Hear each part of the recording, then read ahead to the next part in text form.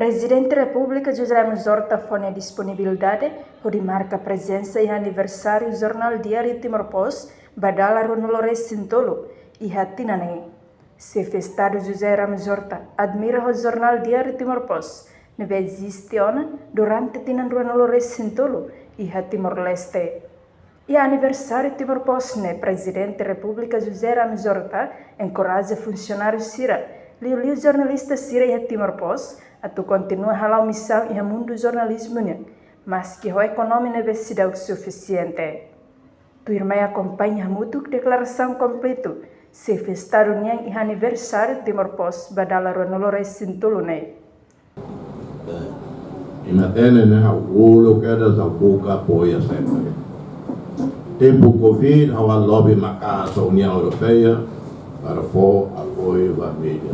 Depois ao triste ao Ronald Pinto ao cimo de dólar, $10, $15 o curso niya. E ao lobby macas sira. Anes ulo kau ia Guiné-Bissau, ao lobby macas Nações Unidas em Nova York para ajuda jornalistas sira e Guiné-Bissau para a cobertura para eles sabe. A minha situação econômica social pior do que Timor-Leste. A UNO quer defender o Estado, o governo, via o orçamento para apoiar a mídia. Lá hoje qualquer mídia, pelo menos se na web e está tendo na Sanulo ou Lima ou Sanulo existe tiona. Moris tiona tina Lima tina Sanulo nelara. A tudo, né? Cometimento, a tudo determinação, a tudo matene, sacrifício, então ele apoia. Lá hoje foi mosto você que apoia ou também Estado de Força, então da local jornal lá, cerca tudo tiona.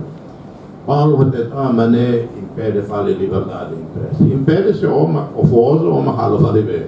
Para samba sira, não impede.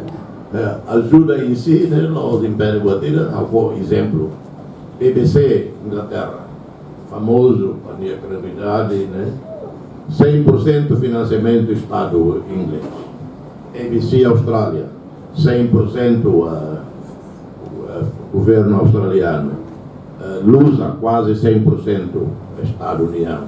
RTP, Televisão Portugal, quase 100%.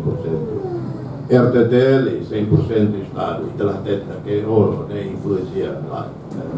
Portanto, desde que o governo, falo nesse governo inglês, falo nesse governo australiano, ou lá interfere.